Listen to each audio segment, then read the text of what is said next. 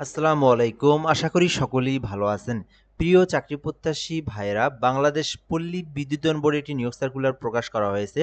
যেটা কিন্তু আজকেই সার্কুলারটা প্রকাশ করা হয়েছে। যেখানে মোট ১৪৬০ টি পদ রয়েছে। দেখতেই পারতেছেন কত বড় পদের সংখ্যা। মানে পুরো জুলাই মাসের মধ্যে সবথেকে বড় নিয়োগ সার্কুলারটাই হয়ে গেছে ১৪৬০ পদের বাংলাদেশ পল্লী বিদ্যুতায়ন বোর্ডের এই নিয়োগ সার্কুলার।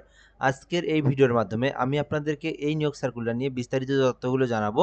যেখানে বলা হয়েছে যে আবেদন সংক্রান্ত প্রসেস এবং এখানে বলা রয়েছে পদের নাম, পদের সংখ্যা, বয়স, শিক্ষাগত যোগ্যতা এবং বেতন। এক কথায় আপনি আবেদন করতে পারবেন কি পারবেন না এইটা সম্পর্কে এই ভিডিওর মাধ্যমে জেনে নিতে পারবেন। ঠিক আছে, এখানে সকল তথ্য দেওয়া রয়েছে।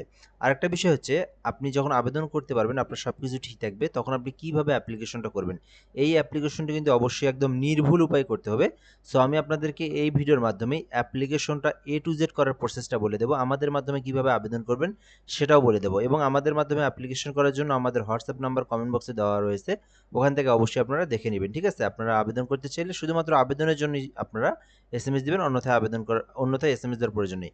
আমরা এখান থেকে দেখব, বাংলাদেশ পল্লী বিদ্যুতায়ন বোর্ড কর্তৃক নিবন্ধিত পল্লী বিদ্যুৎ সমিতি সমূহে লোকবল নিয়োগ প্রদান প্যানেল তৈরির নিমিত্তে বাংলাদেশের স্থায়ী বাসিন্দা নাগরিকদের নিকট পদের পাশে বর্ণিত যোগ্যতা সম্পন্ন প্রার্থীদের শর্ত সাপেক্ষে অনলাইনে অ্যাপ্লিকেশনের জন্য আহ্বান করা যাচ্ছে।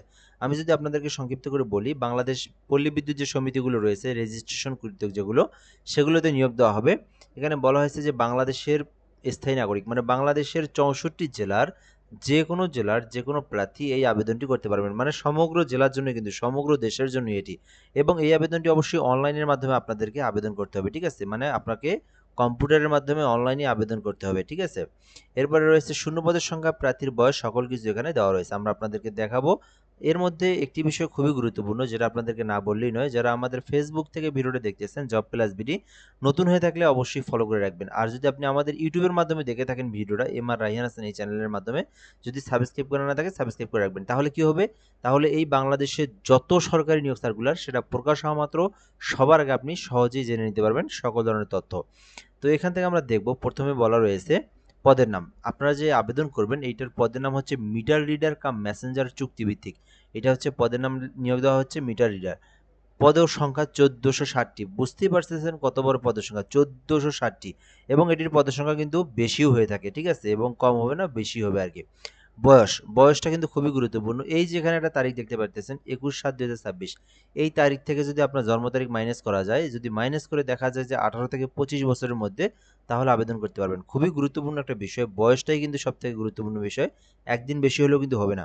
আপনারা এই তারিখ থেকে আপনার জন্ম তারিখ মাইনাস করে দেখেন, যদি ১৮ থেকে ২৫ এর মধ্যে থেকে থাকে, তাহলে শুধুমাত্র অ্যাপ্লিকেশনটি করতে পারবেন। এর বাইরে কিন্তু আবেদন করা যাবে না। ১৮ বছরের নিচে কেউ আবেদন করতে পারবেন না, ২৫ এর উপরে কেউ আবেদন করতে পারবেন না।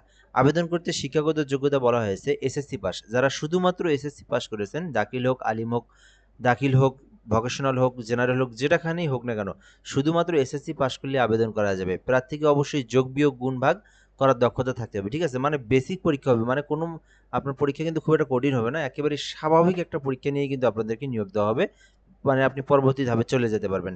গ নম্বরে বলা হয়েছে প্রার্থীকে অবশ্যই সৎ হতে হবে, বিশ্বস্ত হতে হবে, উত্তম চরিত্রের এবং সুন্দর সুঠাম দেহের অধিকারী সহ ভালো ব্যক্তিত্ব সম্পন্ন হতে হবে। এখানে কিন্তু এগুলোকে মানে আপনার কি প্রায়োরিটি দেওয়া হয়েছে।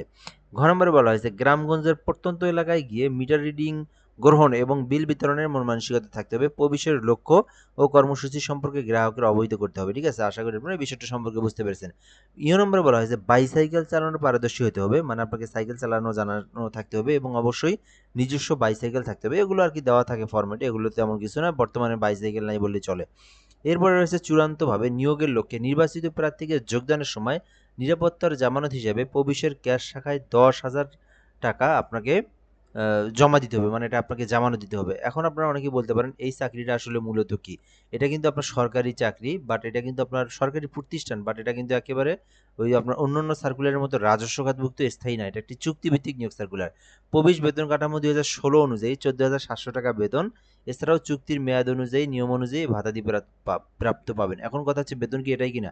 না, বেতন এটাই না, এখানে অনেক কিছু যোগ হয় এর সাথে। ঠিক আছে, ইত্যাদি বিভিন্ন, এখানে বেসিক বেতনটার কথা বলা হয়েছে। সব কিছু মিলে আনুমানিক ২৭,০০০ প্লাস বেতন পাওয়া যায়। আমাদের বাড়ির আশেপাশে যারা জব করে তাদের কাছ থেকে আমরা এটা শুনছি।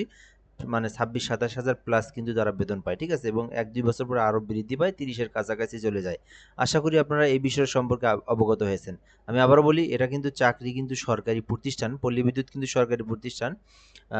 মানে আপনার প্রতিষ্ঠানটা কিন্তু সরকারি, বাট এটা কিন্তু আপনার মানে নিবন্ধিত, বাট এটা কিন্তু আপনার ওই যে একদম সারা জীবন যে স্থায়ী চাকরি, সেই চাকরি কিন্তু না, আমি আপনাদেরকে বলে দিচ্ছি, ঠিক আছে। কিন্তু এগুলো আপনি একদম 45-55 বছর পর্যন্ত চাকরি করতে পারবেন। চুক্তির মেয়াদ শেষ হয়ে গেলে আবার রিনিউ করে নিতে হয়, আবার আপনাকে চুক্তির মেয়াদ বাড়ায় নিতে হয়, ঠিক আছে। এগুলো এগুলো কিন্তু একদম 50-60 বছর পর্যন্ত চাকরি করা যায়, কোনো ধরনের সমস্যা হয় না, ঠিক আছে। আশা করি আপনার বিষয়টা সম্পর্কে বুঝতে পেরেছেন। এখন আমরা দেখব পরবর্তী বিষয়গুলো। আরেকবার সংক্ষিপ্ত করে বলে দেখি, 18-25 বছরের মধ্যেও এসএসসি পাস থাকলে আবেদন করতে পারবেন। পরবর্তী বিষয় হচ্ছে, যারা আবেদন করতে চাচ্ছেন তাদেরকে কত টাকা ফি জমা দিয়ে আবেদনটি করতে হবে। এখানে আবেদনের জন্য 223 টাকা জমা দিতে হবে। এই যে 223 টাকা, এই 223 টাকা আবেদনের পর এটা সরকারি ফি দিতে হবে। মিনিমাম 230 টাকা লাগবে। এখানে দুইটা এসএমএস দিয়ে পেমেন্ট করতে হয়, 230 টাকাই আপনাদেরকে লাগবে। এখানে আরও কিছু বলে দেওয়া রয়েছে, এগুলো খুব একটা গুরুত্বপূর্ণ বিষয় না, আমরা এখান থেকে গুরুত্বপূর্ণ বিষয়গুলো দেখব। আবেদন প্রসেস, তো যারা আবেদনটা করতে চান কিভাবে অ্যাপ্লিকেশনটা করবেন। অ্যাপ্লিকেশনটি করার জন্য এখানে একটা লিঙ্ক দেখতে পারতেছেন, BREBHAR টেলিটক.com.bd। এই লিঙ্কের মধ্যে যারা নিজেরা অ্যাপ্লিকেশন করতে পারেন, এই লিঙ্কে ক্লিক করলে মানে যে কোনো ব্রাউজারে গিয়ে এইটা লিখলেই কিন্তু আপনার সামনে আবেদনের এই ফর্মটা, যেটা এটা আমাদের সব জব অ্যাপ্লিকেশন ফর্ম, এই জব অ্যাপ্লিকেশনের ফর্মটা পাবেন, ঠিক আছে। এখানে আপনার সকল তথ্যগুলো পূরণ করে আপনার আবেদনটি করতে হবে। এখানে কিন্তু সেই লিঙ্কটাই দেওয়া রয়েছে।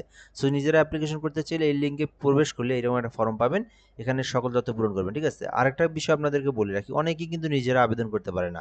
তাদের জন্য কি, তাদের জন্য আমাদের হোয়াটসঅ্যাপ নাম্বার দেওয়া রয়েছে। এটি হচ্ছে আমাদের হোয়াটসঅ্যাপ নাম্বার 017758303112। এই নাম্বারে হোয়াটসঅ্যাপে এসএমএস করে আপনি ঘরে বসে থেকে বাংলাদেশের যে কোনো সরকারি চাকরির আবেদন অথবা এই আবেদন, যে এক কথায় বাংলাদেশের সকল সরকারি নিয়োগ সার্কুলারের আবেদন আপনি করে নিতে পারবেন এই হোয়াটসঅ্যাপ নাম্বারে যোগাযোগ করে। তবে আপনাদেরকে এখানে দুই একটা কথা অবশ্যই বলতে হবে, যেটা না বললে কিন্তু পরবর্তী সমস্যা। সেটি হচ্ছে, শুধুমাত্র আবেদন করতে চাইলেই আপনাকে এই নাম্বারে এসএমএস দিতে হবে।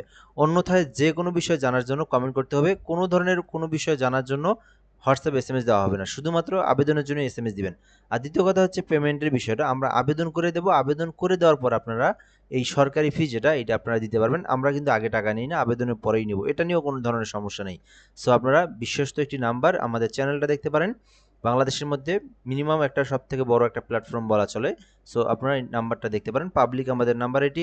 এটি আমাদের জব অ্যাপ্লিকেশন সার্ভিস পোর্টালের নাম্বার, ঠিক আছে। এরপর আমরা দেখব এখান থেকে যারা নিজেরা আবেদন করবেন তারা কি করবেন। মানে আমাদের কাছ থেকে আবেদন করার প্রয়োজন নেই, মানে যারা নিজেরা আবেদন করবেন, নিজেরা আবেদন করতে পারেন, তারা কি করবেন, নিজেদের কম্পিউটার থাকলে প্রথমে এই ফর্মে আসার পরে নিজের নাম, বাংলা ইংরেজি এগুলো সব কিছু দিবেন, নিজের নাম দিবেন, পিতামাতার নাম দিবেন, এরপরে ডেট অফ বার্থ দিবেন, ন্যাশনালিটি দিবেন, religion, gender, national ID, birth registration, passport ID, marital status, mobile number, same mobile নাম্বারটা আবার দিবেন, দেন কোটা দিবেন, ইমেইল দিবেন, কোটা দিবেন, ডিপার্টমেন্টাল স্টাডিজ দিবেন। এখানে কোটা ডিপার্টমেন্টাল স্টাডিজ না থাকলে নো দিবেন, আরও যেটা যেটা আছে সেটা সেটা দিবেন, যেটা যেটা নাই সেটা সেটা দেওয়ার প্রয়োজন নাই। সো এরপরে কেয়ার অফ দিবেন, এরপরে আপনার ভিলেজ, ডিস্ট্রিক্ট, উপজেলা, পোস্ট অফিস, পোস্টকোড দিবেন। এভাবে আপনি আপনার ঠিকানার তথ্যটা সুন্দরভাবে পূরণ করবেন। পূরণ করার পর আপনাদেরকে কিন্তু এসএসসির তথ্য যেটা একেবারে নির্ভুল উপায়ে পূরণ করতে হবে, ঠিক আছে। সো আপনার এখানে এসএসসির এক্সামিনেশন দাখিল না, ফাজিল না, দাখিল না, ভোকেশনাল না, এসএসসি সেটা দিবেন। তারপরে রোল নাম্বার দিবেন, কোন সাবজেক্ট থেকে আপনি এসএসসি দিয়েছেন সেটা দিবেন। এরপরে বোর্ড রেজাল্টে পাসিং ইয়ার দিবেন। আপনার শিক্ষাগত যোগ্যতা আরও থাকলে দিতে পারেন। সো এভাবে দেওয়ার পরে পরবর্তী পেজে আসার পরে ছবি 300x300 পিক্সেলের, স্বাক্ষর 300x80 পিক্সেলে দিয়ে আপনার আবেদনটা সাবমিট করলে আপনার সামনে আবেদনের ফর্ম চলে আসবে, ঠিক আছে। সো আবেদনটা হওয়ার পরে আপনাদেরকে সরকারি ফি যেটা, এটা কিন্তু প্রদান করতে হবে। এখানে বলে দেওয়া রয়েছে সরকারি ফি 230 টাকা, এটা দিতে হবে। সো এটা কিন্তু আপনারা টেলিটক সিমের মাধ্যমে পেমেন্ট করতে হবে, ঠিক আছে। সো আশা করি আপনারা এই বিষয়টা সম্পর্কে অবগত হয়েছেন। এখানে পেমেন্ট করার প্রসেসটাও কিন্তু বলে দেওয়া রয়েছে, BREBHAR space user ID space 163 poultry number send করবেন। পরবর্তী পিন নাম্বার দিয়ে আবার আপনারা 163 পোল্ট্রি নাম্বার সেন্ড করলে আপনার পেমেন্ট কিন্তু সম্পূর্ণ হয়ে যাবে, ঠিক আছে। সো আবেদন কিন্তু অলরেডি শুরু হয়েছে, 7 তারিখ থেকে আবেদনটা শুরু, যেটা কিন্তু চলমান থাকবে। এটা কিন্তু বলা হয়েছে 21 তারিখ পর্যন্ত চলমান থাকবে, মানে অলরেডি আজ থেকে আবেদন শুরু হয়েছে, আবেদনটা চলবে এই মাসের 21 তারিখ পর্যন্ত। খুবই গুরুত্বপূর্ণ বিষয়, 21 তারিখ পর্যন্ত আবেদনটি করতে পারবেন। আশা করি আপনারা এই নিয়োগ সার্কুলার নিয়ে সকল ধরনের তথ্যই জানতে পেরেছেন। যদি আরও কোনো কিছু জানার থেকে থাকে কমেন্টে বলতে পারেন, রিপ্লাই দেওয়া হবে। আপনার যে কোনো বিষয় জানা থাকলে কমেন্ট করুন, কমেন্টে রিপ্লাই দেওয়া হবে।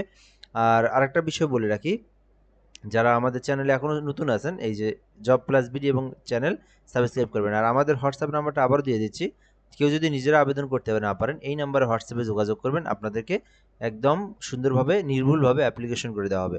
সো ভিডিওটা এ পর্যন্তই। ধন্যবাদ, ভালো থাকবেন, আসসালামু আলাইকুম।